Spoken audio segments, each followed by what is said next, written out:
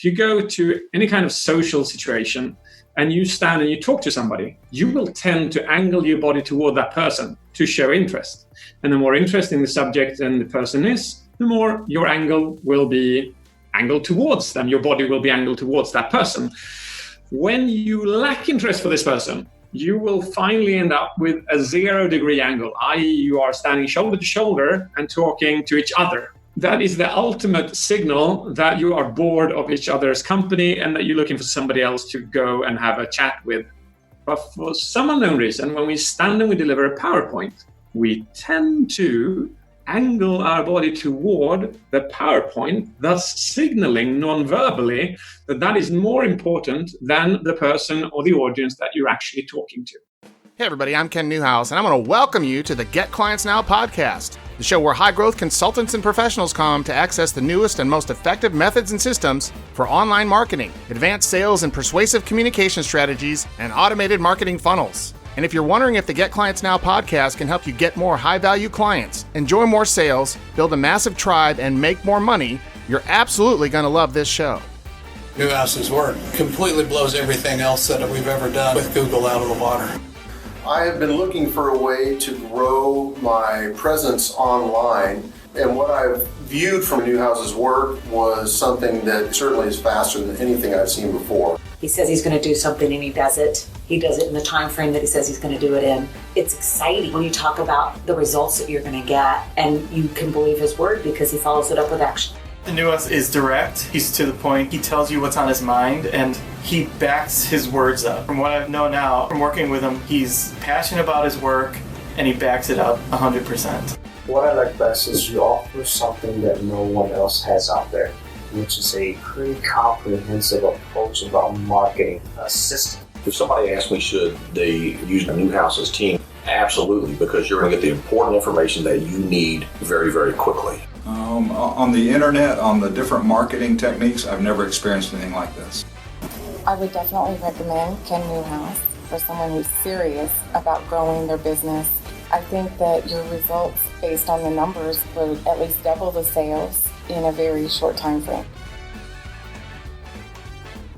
Hey everybody, Ken Newhouse here from kennewhouse.com, and I'm going to welcome you back to the Get Clients Now podcast, where the one-size-fits-all marketing model is dumb, the client-centric business model is king, and successful business owners and industry experts share methods that get you clients so you can accelerate brand acceptance, skyrocket your significance in the marketplace, and elevate your status, allowing you to build your tribe with certainty.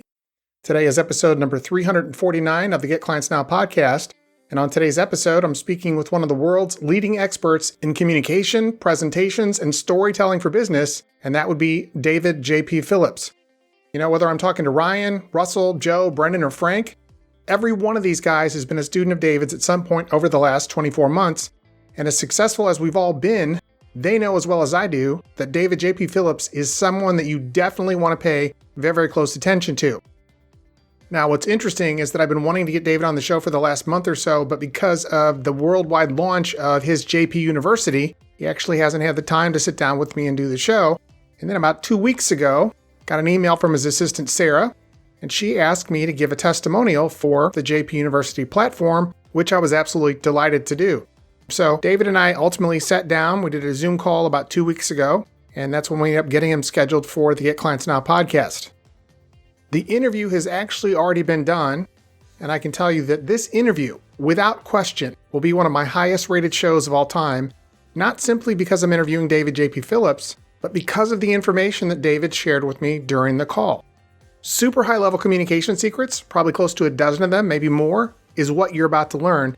But before we actually get to my interview with David, I want to read the best question that was submitted to us this week by a member of the Get Clients Now Nation, a subscriber, actually a client as well. And then once I answer that, we'll go ahead and dive headfirst into the interview with David.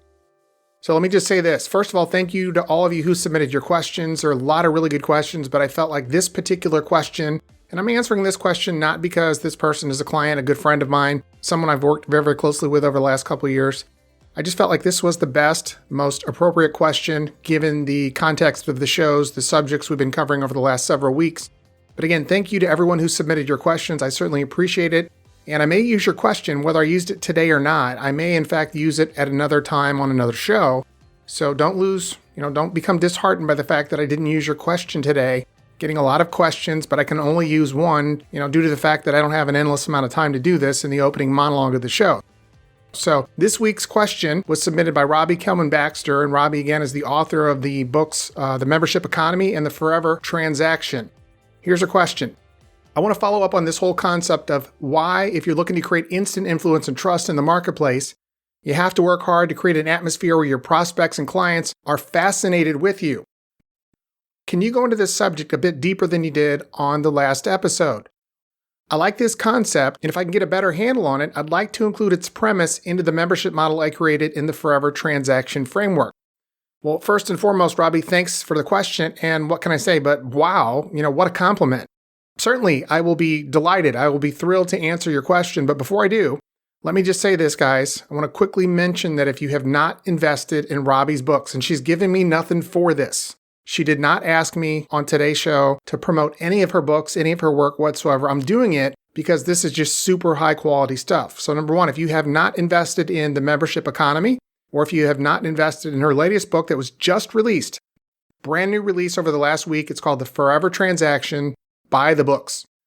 The framework that Robbie actually unveils in this book, The Forever Transaction, can literally transform your business. I know the membership economy transformed my business, and certainly she's taken it up several notches in the Forever Transaction. And so we're working on that framework now in my own business. But these books, both of her books, make the top 10 of my all-time best, most valuable books in my library, which makes her comment about adding this premise to the framework of the Forever Transaction that much more special to me. But I want you guys to know that this is high-level stuff that she put out. So for those of you who may not know Robbie personally or know, about her work, let me just say this. Robbie got her start about a decade ago, maybe a little bit longer, when she ended up playing a pivotal role in helping Netflix become a $150 billion, that's with a B, $150 billion membership powerhouse. So having the opportunity to coach her and work with her and help her with business and her book launch is a really big deal for me. Okay.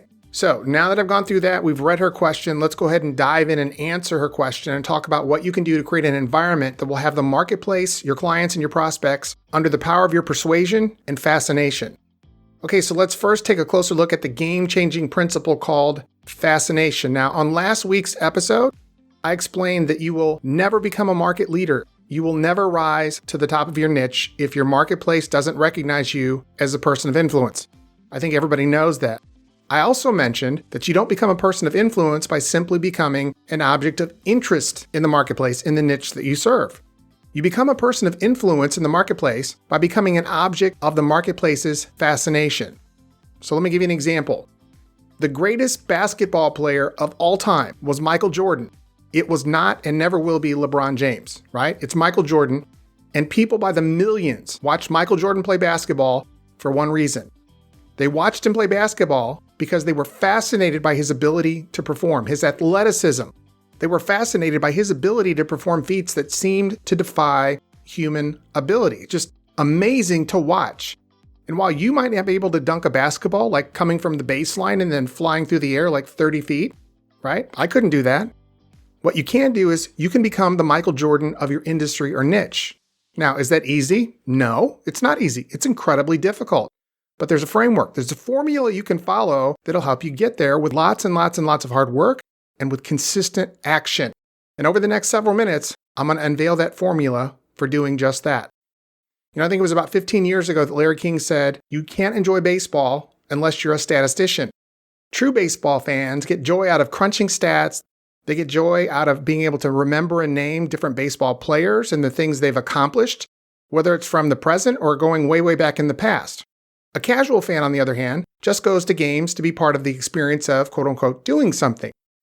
Now, people who are fascinated with the game of baseball, like my son Kenny, right, well, they can spot a casual fan a mile away. And as it relates to you, that means that people in the marketplace who are casually interested in you have little to no value for you. Now, on the other hand, people who want to know what you do, why you do it, how you do it, and are fascinated by you are incredibly, incredibly valuable to you. This is why making certain disclosures, very private things about you and your life, right, your business, whatever it is, making those disclosures in the marketplace are critically important for your success. Now, in the same vein, you don't want to unveil too much information about yourself and what you do because you want an air of mystery to remain in the minds of your fans. And so by not showing all of your cards, by keeping some of this information close to your vest and only disseminating it, letting it out slowly, drip by drip by drip, and certainly as they get closer to you, letting them know more and more and more, but by doing that, you're always going to keep your prospects, your clients, your customers, your patients in a state where they're looking for and on the quest to discover more about you. And so a powerful element of fascination comes from disclosure, but it also comes from holding information back. Now, the level of fascination that you're looking to create in the marketplace, that you're looking to create in the minds of your prospects and clients is commensurate with, it's very, very similar to the fictional characters that they love. Last week, I mentioned Lee Child's fictional character, Jack Reacher, and how so many people absolutely love this character.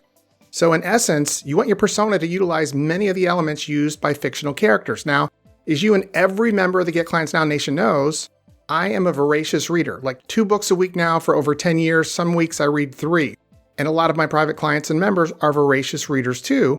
And unfortunately, some of these people pride themselves on never reading fiction. But I want to say something. This is a huge mistake. Listen to me carefully. If you want to create instant influence in the marketplace, if you want people in the marketplace, the niche you serve, to be utterly fascinated by you, you've got to see yourself differently. In fact, let me put it this way. It's hurting you big time to think that your business is a nonfiction business. I remember mean old Dan telling me, and I'm talking about Dan Kennedy, telling me over 10 years ago, he said, Ken, you're in the fiction business. Over, period, done. He said, most prospects are never going to engage and work with you personally, which if we look at this pragmatically, their experience with you is fictional. They dream big, but they don't do big. These people actually believe that they're doing something meaningful for themselves by simply buying your stuff. They're confusing the activity of purchasing for accomplishment, and the reality of the situation is this. This is where most of your clients feel at home. And it's actually good that you know this. It's an ugly truth, but it's a truth no less.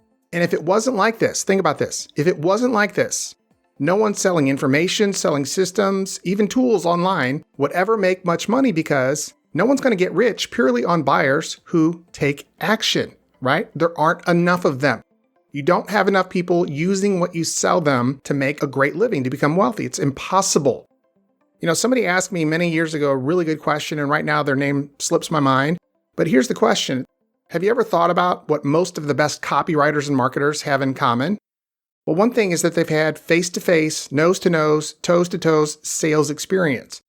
The other thing that most of them have in common is that they read a boatload of novels. Great copywriters like Halbert, like Ben Zavinga, like Clayton Makepeace, the late Clayton Makepeace. He just actually died about 2 weeks ago. Carlton, John Carlton. I'm talking about Carlton. Mean old Dan Kennedy, Kern, right? Frank Kern, all of us. We all pay close attention to this stuff, and you should too. So I want you to ask yourself this question, and then I want you to seriously ponder it. Don't answer it quickly. I want you to think about it, ruminate on it for just a bit, and really think about it before you come up with an answer. And here's the question. How fascinated are your clients and prospects with you right now? Do these people ask you personal questions? Do they ask you philosophical questions?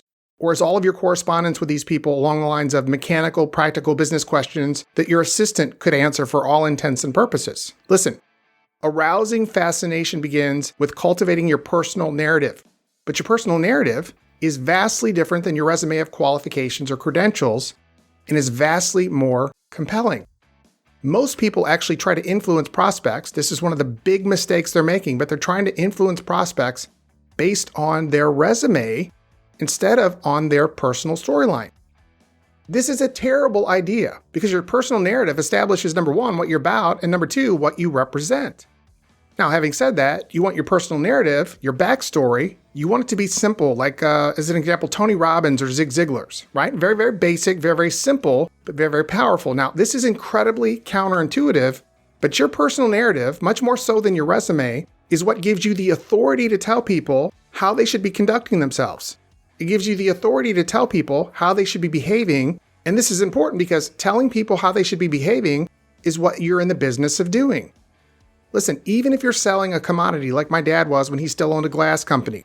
My dad recently retired, but my parents owned a glass company that replaced and installed laminated and tempered glass in those massive earth movers, those massive bulldozers, and, just a variety of different gigantic dump trucks where you could put, dump trucks so big, you could take my dad's 1-ton pickup truck, his work truck, one of his work trucks, and you could put like 6 of them in the bed of the dump truck. I'm talking about vehicles and pieces of machinery where the tires were like 8 feet tall, right?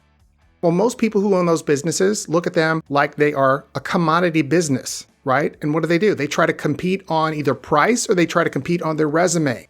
And this is a huge mistake that I help my parents take advantage of by helping them include and leverage their personal narrative, their backstory into their glass company, into their business. And that's one of the primary reasons they were able to get companies like Caterpillar and Komatsu and other very large companies as their clients. Okay, Ken, but what if I'm boring? What if my personal narrative isn't super cool or edgy or, out there or very mysterious or whatever? Well, that's a good question, but think about this. Think about TV sitcom, right? Now, I don't watch TV anymore, so I'll use an older reference, but let's look at Seinfeld. Now, Seinfeld, what was this show about? Seinfeld was a show about nothing, certainly nothing exotic. And on this show, the stories weren't about hair-raising heroics or doctors curing cancer or anything like that. But Seinfeld was the #1 rated sitcom for almost 10 years running. Why is that? Because the most enduring, long-lasting sitcoms tell stories that everyone can relate to. Listen to what I just said. They tell stories that everyone can relate to. So you don't have to be battling coronavirus and on the verge of death to have a compelling personal narrative. You don't have to have been involved in a head-on collision with a dump truck, almost die, lose everything, and then make the comeback of the ages like I did so people will be fascinated by your story. So let me say this, and I want you to write this down. This is a writer-downer. All that you're doing with fascination is giving people ways to connect with you. And this, as I mentioned a few minutes ago, comes through disclosure. And you keep revealing to keep them interested, right? It's like dropping breadcrumbs. You're just getting them to follow you little by little by little, right? You're just dropping little crumbs, little bits and pieces here that keep them fascinated with you. If you take a really good look at this, there are countless people at the top of their niche who have no background, no resume, no credentials, no anything to support their position. The thing that mattered most was that they decided to be seen in a certain way. They decided to tell a certain story, and then they went about utilizing that to market themselves. Over the last 15 years, I've worked with hundreds of dentists and chiropractors, and I would say with respect to dentists, this is probably one of their biggest sticking points, and I'm not sure why, but these people actually, as a profession, really, it's across the board, it's almost all of them, but they struggle with the notion that your resume is completely irrelevant when it comes to influencing people. Maybe that's why virtually all of them post their certificates, their diplomas, and their awards like all over their office, right? In plain sight where everybody can see it, but the thing is, nobody really cares. And maybe that's why they go out of their way to display the same stuff all over their websites and throughout their brochures. But they don't understand, nobody cares. And so you might be one of those people. You might be one of those people who actually believes that your resume, your credentials are more important than your backstory. But consider this. Consider the fact that we've never elected the best, most qualified person by resume to be the president of the United States. With the exception of Donald Trump, there's pretty much no reason to put anybody there that we put there in the past based on their credentials. Especially not the guy who was in office before Trump was elected, right? He didn't have a resume. He didn't have anything, yet he became president. In fact, he was only in the Senate for, like a year? And he became president. What was he before he was a senator? A community organizer. What kind of resume is that to become a senator? What kind of resume is it to become the president of the United States, having been a senator for less than a year and a community organizer and a rabble-rouser, right? And could you imagine Joe Biden as president? Listen, this guy's resume reads like a rap sheet more than a resume, yet people are still going to vote for him. Now, you'll also notice that when people do try to run on their resumes for president, they get their butt kicked by the voters. So the fact that it doesn't work here, this whole thing with running on your resume doesn't work in one of the most visible positions on earth, should make it very, very clear to you that your resume, as painful as this might sound, right? As painful as this might be, it doesn't matter. Your prospects simply do not care. So you've got to rid yourself of the need to be overly dependent on your resume and giving it more credit than it's due. Think about this. Telling people your story and how you were given the secrets to your success by an old German guy with an 8th grade education, and oh, by the way, was a multimillionaire on top of it, is incredibly more valuable than telling them that your secrets for success came from the doctorate and the 2 bachelor degrees that I have, right? So get it through your head. No one gives a hoot about your degrees. Your personal narrative, your backstory is what's most persuasive, and it exists separate from your certifications and your degrees, right? It is your personal story that matters. And let me add this to what I just said. You never tell a story without a point, and you never make a point without telling a story. That's a writer-downer. Even the testimonials you use, right? The video testimonials that you use should be story-based. Now, and this is something I'll actually be teaching in Social Proof Profits. That's an upcoming live training that I'll be doing in June. But let me quickly mention that right now, I'm giving 100% free access to our Selling with Social Proof video testimonial training, which is a new and updated version of our $997 training. And I'm giving you free access to this new training as part of a campaign to introduce and create interest in the live training class, Social Proof Profits. You can access the Selling with Social Proof videos by simply going to my website, kennewhouse.com, go to the top of the page where you're going to find a big blue button that says New Videos. It's right at the top of the page, dead center of the page. And all you have to do is click on that button and you're off to the races. And while I've mentioned this like a bazillion times already, I'll say it again. There is nothing for sale in these videos. So when you decide to watch the Selling with Social Proof training videos, it is 100% content. There is nothing for sale. So if you watch Selling with Social Proof and you decide that you like it, and then you decide that you want more information like it, what you can do is you can put your name on the early bird notification list. Well, what is the early bird notification list? The early bird notification list is for people who are going to get a 24-hour advance notice of when the registration for Social Proof Profits opens up to the general public, but you'll get an advance notice. But right now, nothing is for sale. You can't buy it no matter what. Okay, so that's going to go ahead and wrap up my answer for Robbie's question. I know certainly the answer that I gave is going to help you exceedingly well, especially if you implement what I gave you. Certainly I wrapped up the mini commercial for Social Proof Profits. Again, you can check out Social Proof Selling, absolutely free, 100% free right now. Nothing is for sale. It's 100% content. And now, my friend, it is time to bring our guest, David J.P. Phillips, on the show. But first, let's go ahead and read his bio. And then once we've done that, we're going to go ahead and welcome him on the show. Many of you have seen him on YouTube already, but for you who have not, let me welcome David J.P. Phillips, an international speaker, author, coach, and a global authority on public speaking, communication, and self-leadership. He was recently awarded as one of the top 30 global gurus of communication and is best known for his 3 TED Talks, the first one being How to Avoid Death by PowerPoint, and the latest one, The Magical Science of Storytelling. In fact, that's the one that hooked me. The videos I just mentioned that are posted on YouTube of David's TEDx Talks have generated over 5 million views on YouTube. And today, David's here, as I mentioned, just 2 weeks after the launch of the JP University, the world's most comprehensive platform for learning communication and leveling up in life. So with that, if you guys are ready, let's go ahead and bring David in on the show.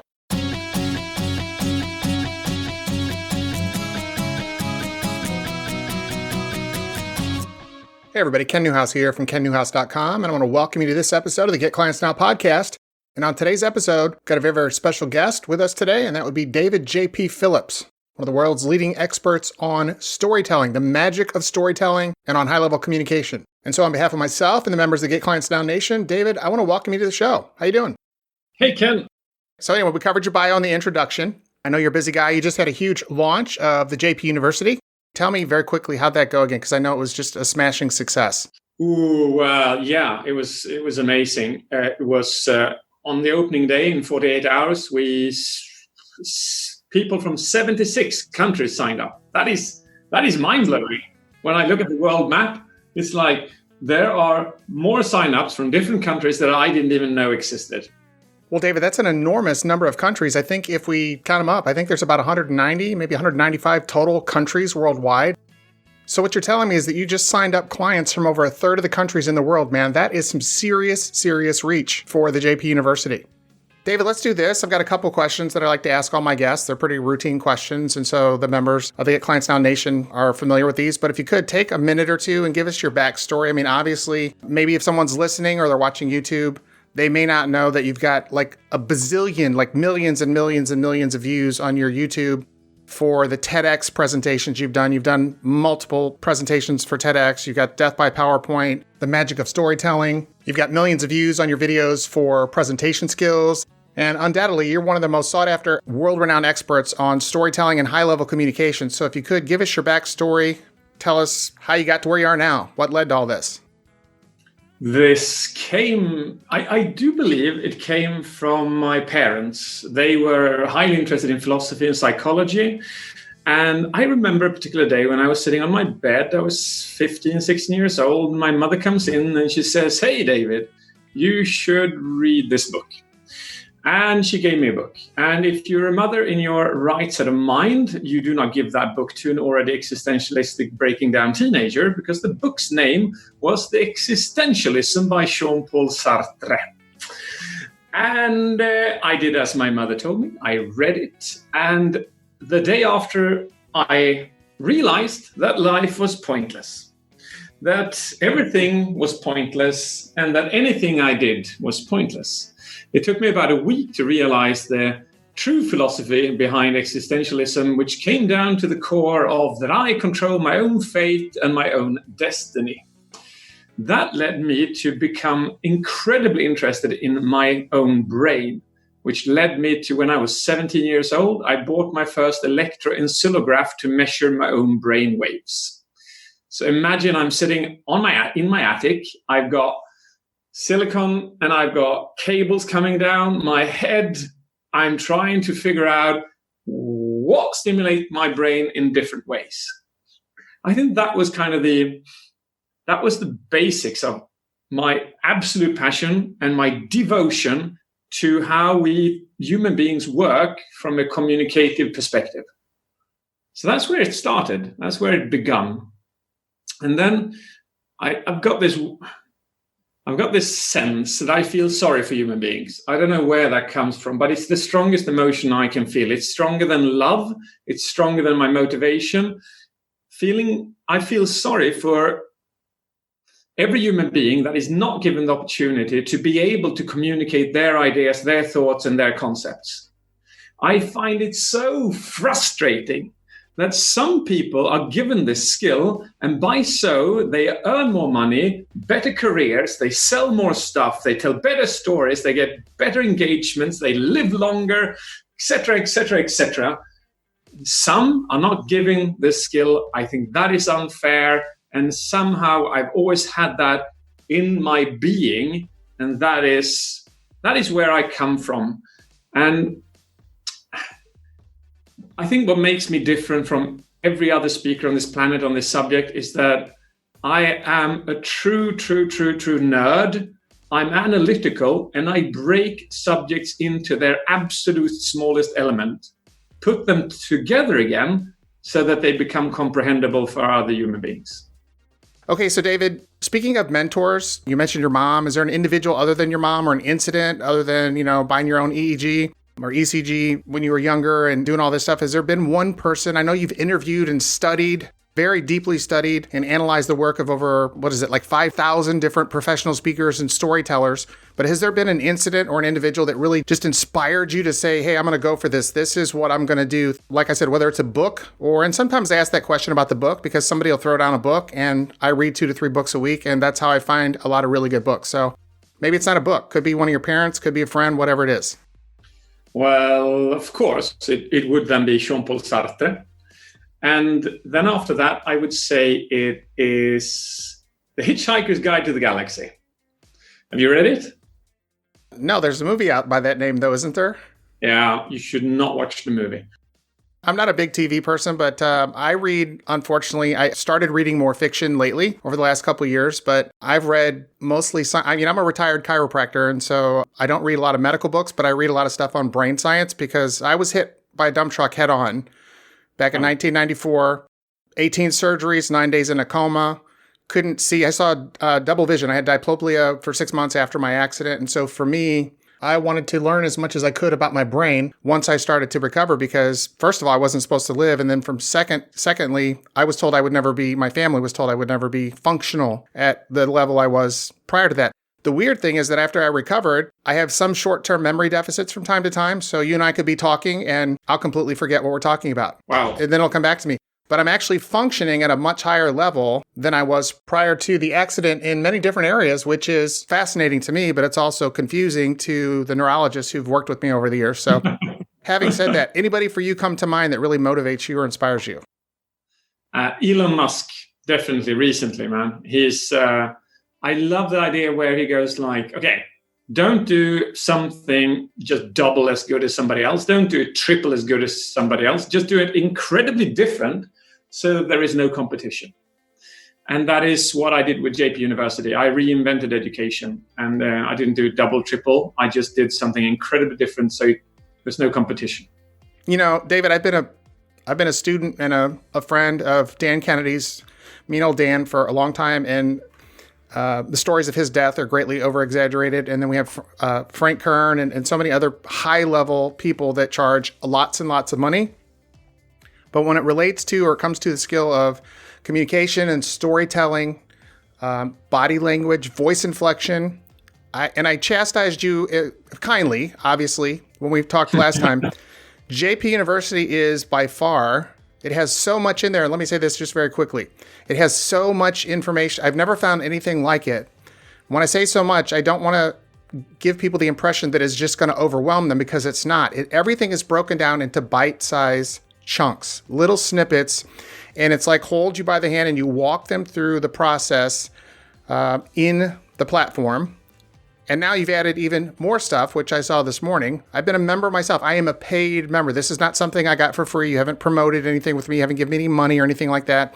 I am a student of JP University, and I have to say that it's by far, as far as my communication skills, the best investment I've ever made in myself as a business person and as a human being. And there is no question about it that it's helping me make more money, get more clients. And actually, the thing that I'm most interested in is I'm able now to charge even more. I have six-figure clients. I'm even able to charge more for what I do and be much more selective about who I work with. So having said that, David, in the platform, you've got death. I'm going to run through these real quick. Death by PowerPoint, death by video conferencing. And there's like not a bazillion, but dozens and dozens of videos and articles and just all kinds of resources under each one of these headings. The magical science of storytelling, which was the thing that really got me interested when I first found you, when I watched your TED Talks. You got a section on presentation skills, body language, voice inflection, and there's a lot more. And obviously I don't have time to go into it, but I want to start our conversation today focused on storytelling. How important in your mind, in your estimation, is it for a person to have a business person? This is a business podcast. How important is the skill set of storytelling? How important is that for us to have in a business setting if we want to be successful, serve our clients, customers, or patients at the highest level, have them know, like, and trust us, and for us to make just tons and tons of money? I would say it's absolutely fundamental. There is no single communication skill or sales tool on this planet with such a high precision to change another person's psychological behavior. There is simply none. It's amazing. What about, can you give us a few examples of what learning this skill? Let's say you've got, business person A here, and they're doing pretty well in their business, but they're not really good at storytelling, or they're telling themselves, this question came up yesterday when I talked to Lisa Krohn. She wrote Wired for Story and Story Genius. She's more on the research side, not doing the presentations like you, and she writes books on how to write books and tell stories in books. But she basically said that most business people don't take storytelling seriously. It's like an ethereal concept to them. It's, let's be locked in and unemotional about our decisions in business and things like that. And that couldn't be that's the worst advice you could ever give someone in business. So how important is the skill set of storytelling to a business person? Take a minute or so and talk about that versus not having that skill set. Someone has it, someone doesn't. I know it's made a huge difference for me. It's huge, huge, huge. Yeah. Okay, cool. So yeah. Well, first of all, every single decision we take is driven by an emotion or an instinct. There is no questioning that. Every single decision we take is driven by an emotion and instinct. Therefore, if you want somebody to take a decision, you need to influence their emotions. And in my TEDx talk, The Magical Science of Storytelling, I became the first person in the world to induce different kinds of emotions in my audience on command through different kinds of stories. And the key question here is, what is an emotion? Well, what we know today is that an emotion is a combination of neurotransmitters and hormones. So not only did I create different emotions in my audience, I created different neurotransmitter reactions based on different kinds of stories. So why is this important? Well, You have a set of basic neurotransmitters and hormones in your brain and body. We go from serotonin, oxytocin, dopamine, endorphins, testosterone, and cortisol. These flow in your brain and your body, and they define who you are and your emotions. And as your emotions are the driving force through all your decisions, what kind of emotions you create in yourself and in others is absolute key. And then having a look at science, if I were to increase your oxytocin levels at the moment, which I could do with a story, and I do that in my TEDx talk, it takes me about 2 minutes, I can elevate your oxytocin stories, and that we know scientifically will and can possibly then increase your generosity level by up to 80%. So imagine that you walk into a room, you have clients in front of you, and you wish that within a couple of minutes, they would become more generous to you. Boom, you induce oxytocin into their brain by telling a story that does exactly that. Now, these neurotransmitters and hormones, what I can do is more or less I can tell a story for each of the single neurotransmitters to create a different emotional impact in you as a person. As, for instance, in a business talk or a meeting, you should not be delivering testosterone stories in the beginning. They should come to the end of the meeting. If you induce the wrong neurotransmitter in the wrong timing, you will have the wrong effect. So learning this that's what the magical science of storytelling is all about. And it became the second most viewed TED Talk in the world on storytelling. And it's almost like, it's a redefinition of storytelling because it actually makes it practical for real for salespeople and people around. It's not something that's in a book. It's not a weird thing. It's scientific. We know what makes an impact. Yeah, and the thing, David, that I really enjoyed about that TEDx talk in particular, and I've watched it, I won't, let me rephrase that. I've studied it. I've literally broken it down over and over and over again and watched it. You're not a person who's standing at the front of the room just regurgitating facts. You're actually deploying what you're teaching live in front of millions of people who are watching this TEDx talk, and plus the audience, what is it, a couple thousand people? It's a pretty sizable audience. Mm-hmm. But you're actually causing this to take place on camera in front of people. So it's not like you're an instructor at the front of the room or a presenter who's just saying, this is what happens, this is what you do. You actually did it while you were teaching about it. You actually utilized it. And so I was really fascinated by that. How important, David, is it as we, you mentioned the sequential order or a different order for triggering these emotional hormone releases through the stimulation of specific emotions as we tell stories. Is there a particular order that we want to kind of go in when we do, say, a sales presentation, whether it's to a live audience? I do webinars, I do live face-to-face presentations, and I wouldn't call it a presentation, but that's what it is. I'm there to get money. So, or in fact, I will do like a live in front. Well, not now with the social distancing and all the stuff's going on, but I have, and I will again do live audiences with anywhere from say 50, 25, 50, 100 people who've paid, $5,000 to $10,000 to be there. And so when I do those, is there a particular order? If I'm I'm in that sales mode where I'm getting ready to do the presentation where I want to sell, is there a particular, you just mentioned you don't want to stimulate testosterone release. So let's say I'm diving into my actual hardcore presentation at that point. Don't want to start off with testosterone. What do I want to start off with? And is there kind of a sequential order, or does it really depend on my audience and my individual? Yeah, well, you can adapt it accordingly. But just to give you a generic answer, which would work in most instances, I'll give you the neurotransmitter and the hormone and an example of how to induce that. So we would start with endorphins, for instance, by creating a laugh. You would then move over to serotonin by making them feel seen and respected, and to increase your own credibility. And then you would dive into oxytocin for them to feel empathy for something that you've done or said or for somebody else. And by so you increase their generosity. After that, you tweak into cortisol by creating pain, maybe even adrenaline by creating massive pain in the form of that they see a major problem. You then give them a bit of a solution by inducing dopamine. You then create a little bit more pain by cortisol and adrenaline. You induce some more dopamine. You build the dopamine climax for them to feel the absolute desire to have what you are giving them. You give them hope, you give them motivation, you give them desire through dopamine. You do this successively, just as a movie goes on. It builds, it builds, it builds, it builds. And as you near the end, then you launch some oxytocin to increase the empathy and generosity again. You trump that off with some testosterone for them to take action on what you've said to them. And then perhaps you'll also add a bit of dopamine for the motivational boost at the end. So they'll actually not just take action on it, but they'll do it really quickly. Nice. That's what I was looking for. That's exactly what I was looking for. Now, something just came to mind. It's not on my list of questions, but something just popped. I don't know how it just popped into my head, but I'm glad it did. You mentioned that you love to fish, and I am an avid fisherman. I'm a bow hunter, and I love to fish as well. I don't know what you fish for there. What do you have, like northern pike and muskie and things like that? Do you have bass? Do you have largemouth bass and smallmouth bass there? Yeah, we call them perch over here, but yeah. That's right.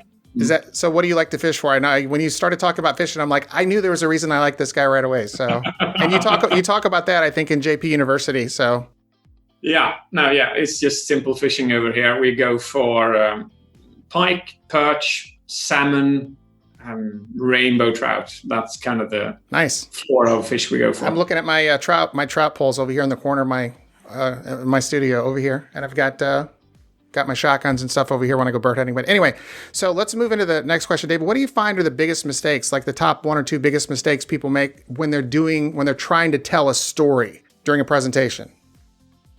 Well, number 1, they don't do it strategically. They just hope for the best. I definitely promote strategic storytelling by far. Number 2 is that they don't believe in the story enough themselves. They don't animate it enough. The more they animate it, the stronger they believe in it themselves, the more other people will believe in the story as well. Okay, and what about when an individual is telling what they believe to be a story, but it's really not a story? Do you find that there are basic elements or components that have to be present when you're telling a story? If dopamine isn't in the story, it's not a story. And there has to be what I call hooks. So there has to be a hook where you tell them that, so I opened the door and I sensed something was wrong. I still approached, but now I got even more worried. I carried on, and you build it like that by dopamine hooks. So you don't know what's going to happen. That's kind of one of the core elements to all kind of storytelling. You can retell a scenario, but if you don't have dopamine hooks, you'll kill the story.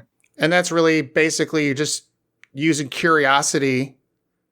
Am I understanding you correctly? You're using curiosity to keep them attached to the story and literally suck them into what you're saying?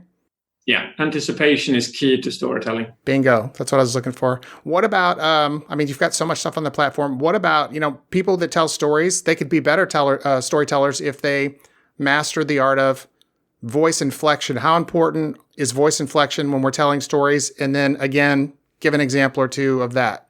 Sometimes I just say this quickly. When I interview people, sometimes they're like Mr. Robot or Mrs. Robot, very monotone voice.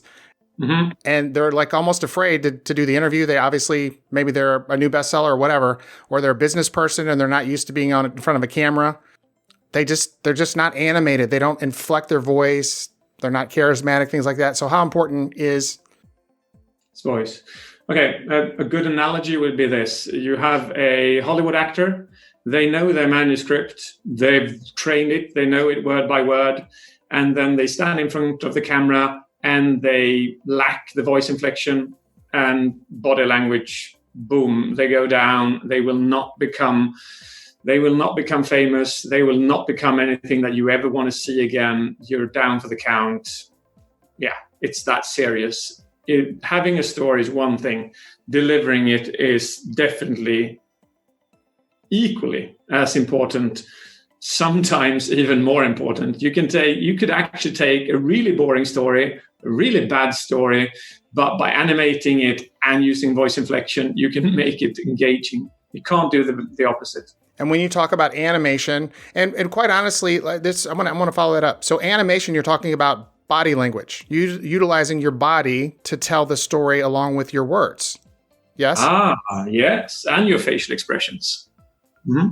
Okay. And so how important is that? And then let's just assume this is like the follow-up question with that. So give us an example of why that's important and how important it is. But then let's assume that the person is not live in front of the presentation. Let's say they're doing a tele-presentation where there is no visibility, like the prospect can't see them. In my mind, I would still suggest the person still be animated, still use voice inflection, because that's going to come across. The animation they're not going to see it, but that's going to come across in your voice inflection.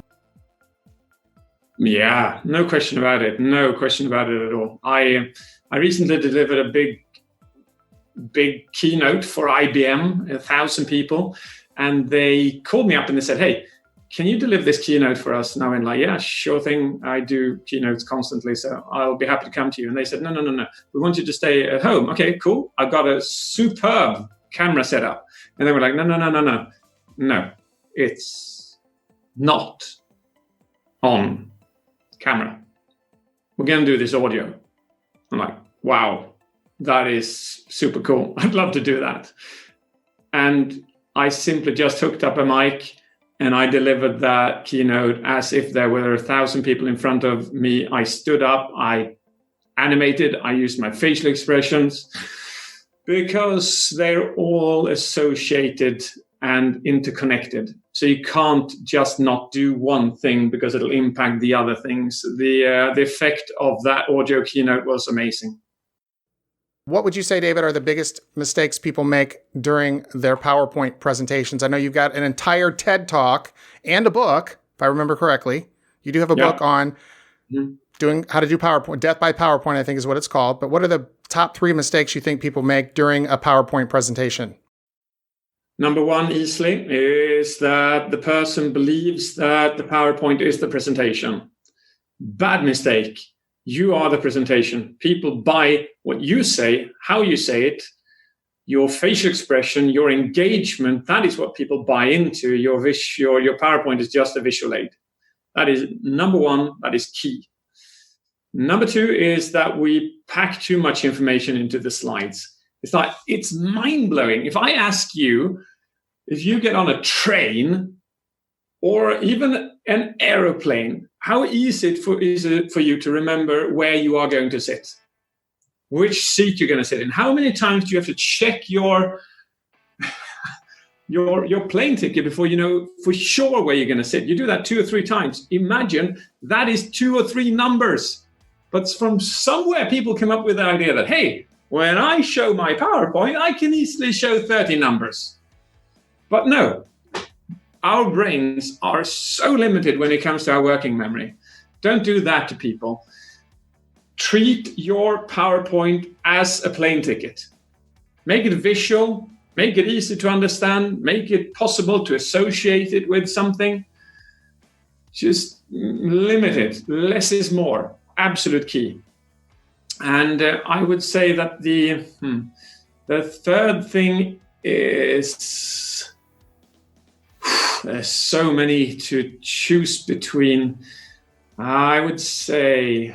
Well, let me share one thing that I learned from you that I learned in the JP University and I actually just deployed this in one of my webinars, is that when I did a bulleted list on the screen on one of my slides, and I think I had 4 different bullets on there, when I put the first bullet up, I did it in kind of a bright red color so that it stood out. But then when I popped the next bullet up under it, I changed the color of the first bulleted line so that it was barely visible.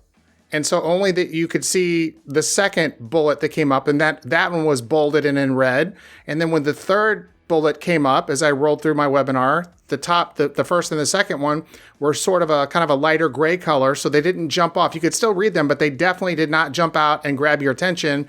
So all your mind could see and go snap, your vision snapped right to that point, was each one of the bullets that I went through were highlighted in red and bolded. And so as I went down the list, it just looked like the red bolded letters were moving down and the other ones kind of faded into the background so as not to just be this big morass of stuff on the screen. And I was making that, I was making that same mistake. I actually don't use the PowerPoint projector when I do presentations. I use an old overhead projector. with the clear slides on it. And then I just pull one off and put another one on there. And then I turn it off when I'm talking. And if I want them to see something, I turn it on. And actually, I learned that from mean old Dan Kennedy. And the first time I saw him use that, I was at a seminar, and I paid $7,500 to be at a seminar. And one of the ladies in the audience said, "Hey, can you turn that back on?" Now, I don't recommend doing this. And that's just the persona he built for himself. But he said, "Hey, lady, when you can fill the room with 300 people at $7,500 a head, then you can tell me how fast to go or how slow to go." Because she said, "Hey, you pulled that down too quickly. I didn't get everything to write down." Well, he didn't want you to write everything down because he wanted to sell you stuff, but he was quite crass and quite rude to her. But I learned how to use the overhead projector because the PowerPoint, people just leave it on and they turn and read it. Turning to read your PowerPoint and turning your back to the audience was something else I learned in JP University. I've seen people just make that mistake countless time after time after time. And it's like the death knell of your presentation. I'll take those any day, man. The first one I call the contrast effect. Definitely play around with that. And the fourth one is angle. And that is insane how people misuse that. It's just, I could go into all of it. Yeah, well, can you explain the angle? Because people might not know what that is. I know what it is because I've gone through the university, but explain what that is so they know what you're talking about. Sure, yeah, absolutely. What's interesting is that any one of you you're listening at the moment, if you go to any kind of social situation and you stand and you talk to somebody, you will tend to angle your body toward that person to show interest. And the more interesting the subject and the person is, the more your angle will be angled towards them. Your body will be angled towards that person. When you lack interest for this person, you will finally end up with a 0-degree angle, i.e. you are standing shoulder to shoulder and talking to each other. That is the ultimate signal that you are bored of each other's company and that you're looking for somebody else to go and have a chat with. And this is human behavior. This is how you behave constantly in life. But for some unknown reason, when we stand and we deliver a PowerPoint, we tend to angle our body toward the PowerPoint, thus signaling non-verbally that is more important than the person or the audience that you're actually talking to. Your angle should always be focused towards the audience because that will signal your interest in them. Now, I was going to ask you about the Angel's Cocktail, but I think we've already covered that, I think, in sufficient detail, you think, or no? And the only thing I could say about that is that in the storytelling keynote, I talk about the angels and the devil's cocktail. And I do that in my self-leadership and my leadership courses as well. So let's just turn that one around and say this. The neurotransmitters and hormones that you allow to exist in your body and into the concentration that exists, they define who you are as a human being. So, for instance, if you get up in the morning and you scroll through the news and that's hurtful for you, you read something sad, that increases cortisol. And then you look at Facebook and you feel envy.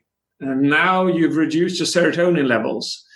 And you keep mixing a devil's cocktail into your system, that will reduce your efficiency, your productivity, your creativity, your motivation. It'll impact your entire being if you mix the devil's cocktail in your blood.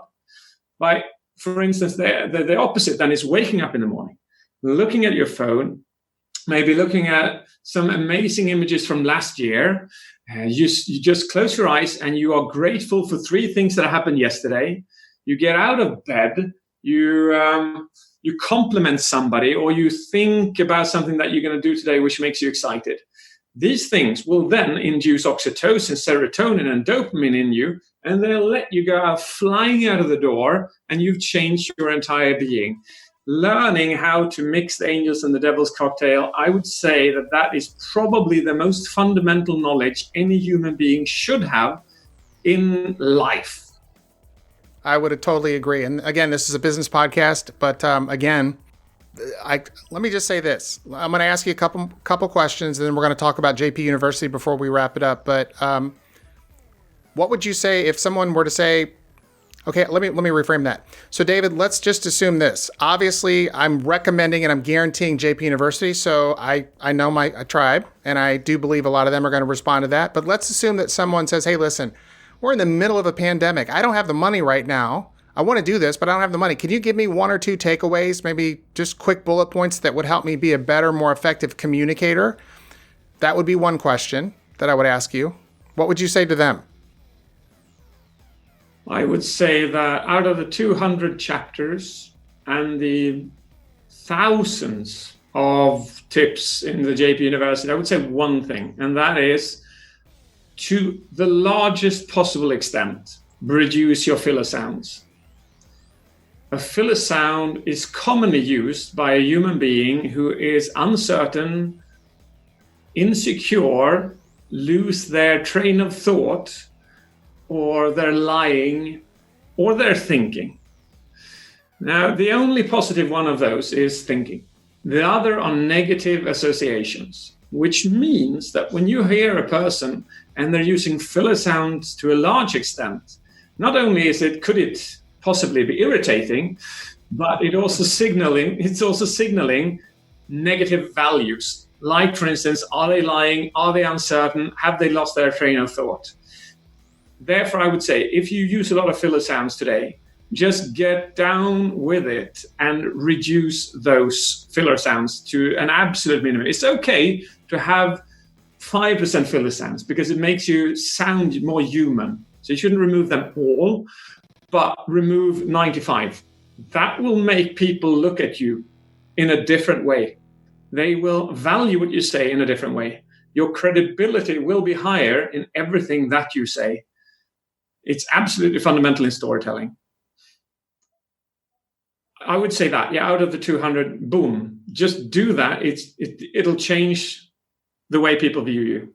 And so when we talk about filler sounds, we're talking about ums and ahs and what else? All those whatever version they come in. Not filler words, that's a different thing. That's a different chapter, but filler. And all of these, they come from the study I did on 5,000 speakers for 7 years. I believe I became the first person in the world which defined the 110 communication skills that we human beings use passively or actively when we communicate. And I did that in order to make it understandable. And one of these 110 is filler sounds. And that would be the most important one of all the 110. That's amazing. And actually, again, these are all taught in JP University, and I've gone through those. But at the same time, I opened up the university this morning, logged in, and it's like, bam. I mean, there's so much more stuff in there now. I'm like, okay, so wow, you've been busy. So in addition to this launch. And so, well, David, let me ask you this. This is my last question, and then I want to talk about JP University for a minute or two. What's the one question today that I should have asked you that I didn't? I would say that question depends on what you title this podcast, because we've been talking about communication a lot today. Storytelling is communication. 110 steps of excellence is communication. Death by PowerPoint is communication. And I think that the question could have been, what is my definition of communication? And my definition of communication is this.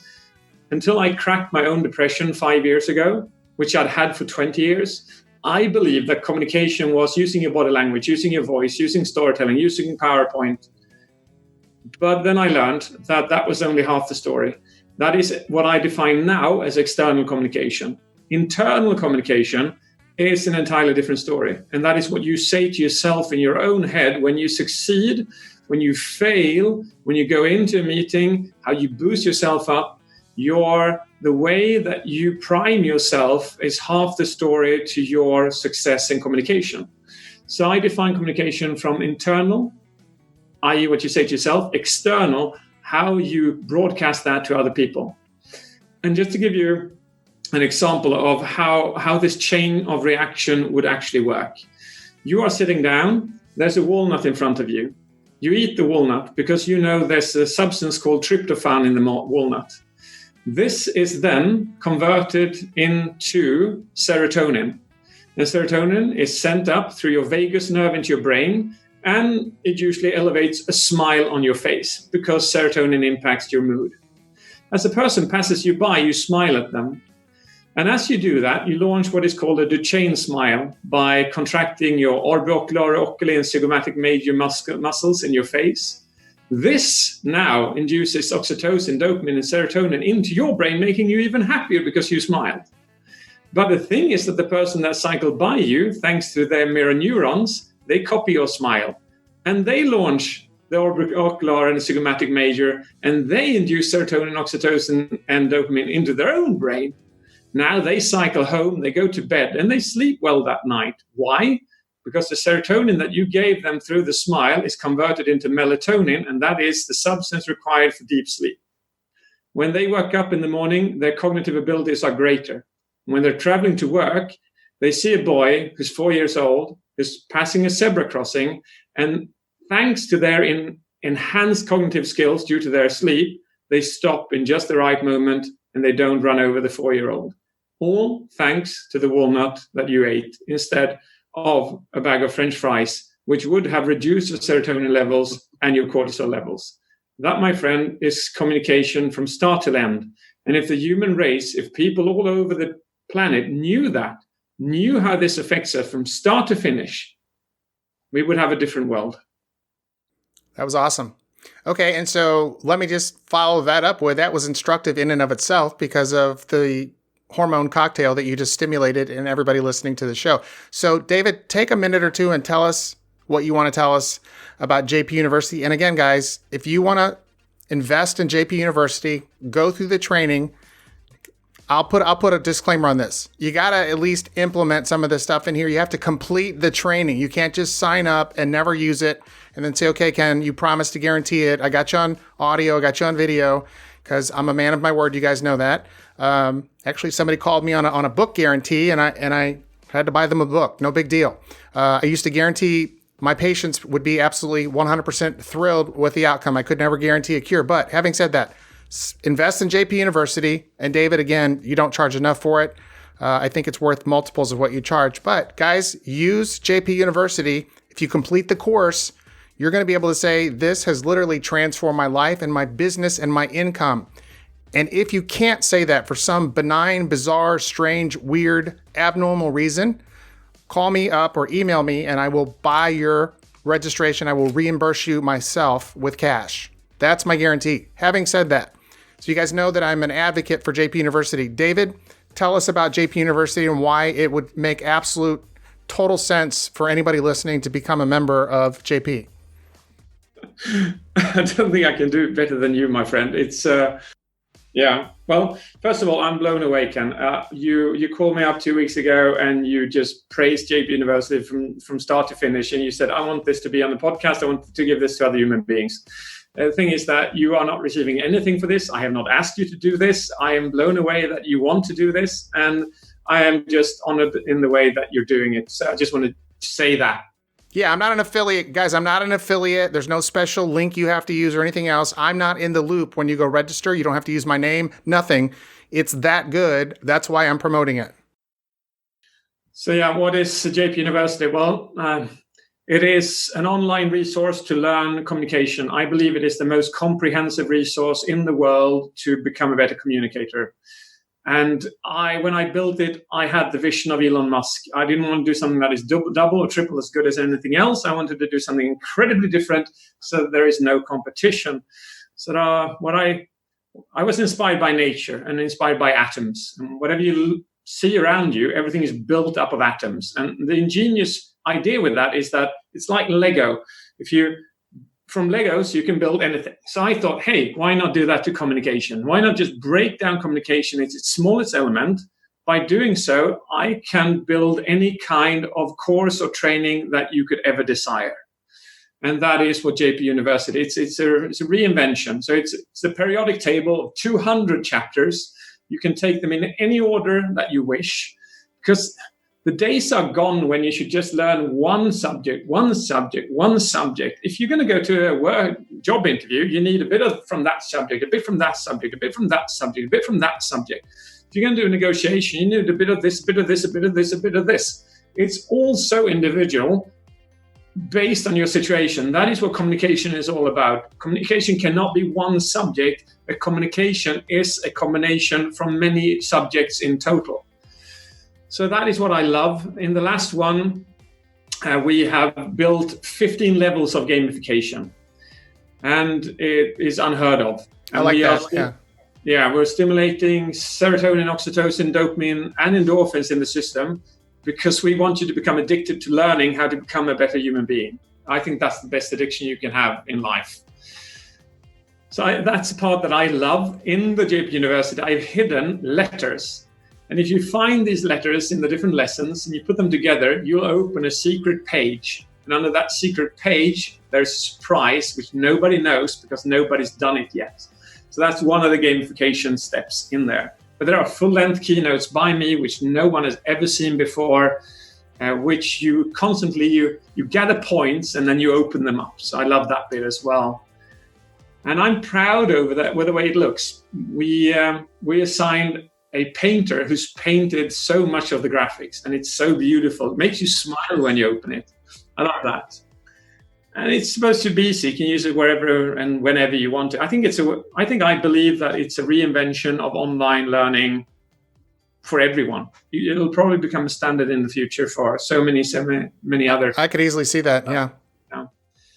I guess that I'll just put it like this. I was interviewing 20 people yesterday from all parts of the world to get testimonials for the JP University, and they're saying, "Hey, this is not a communication training program. This is I think they said something like, this is a holistic program for life development, business development, and communication development. It's just a one-stop solution." So that was interesting to hear, all the way from India to the US to Finland, Russia. It's cool that, 76 different countries, I'm excited you had a lot more stuff in there, and I just want to, again, thank you personally for doing that. You've done a lot, and it means a lot to me that you've done that. It's always nice to work with someone or meet someone or talk to someone who's at a super high level and who, like I say, who gets it, who understands that they're not just regurgitating stuff. You've done something that I think is you're already there. You're already legendary, as I like to say. And so it's only going to grow from here. And I wish you the best of success. And hopefully we can have you back on down the road. I'll be happy to come back, Ken, any day. I'm yours. Awesome. I appreciate the time, and I'll be in touch. Super professional. Thank you. Thanks, David. Bye-bye. Goodbye. Our objective with this podcast is to help you and your business stand out in the marketplace by crystallizing your messaging, marketing, and communications. On behalf of the whole Ken Newhouse team, thanks for listening.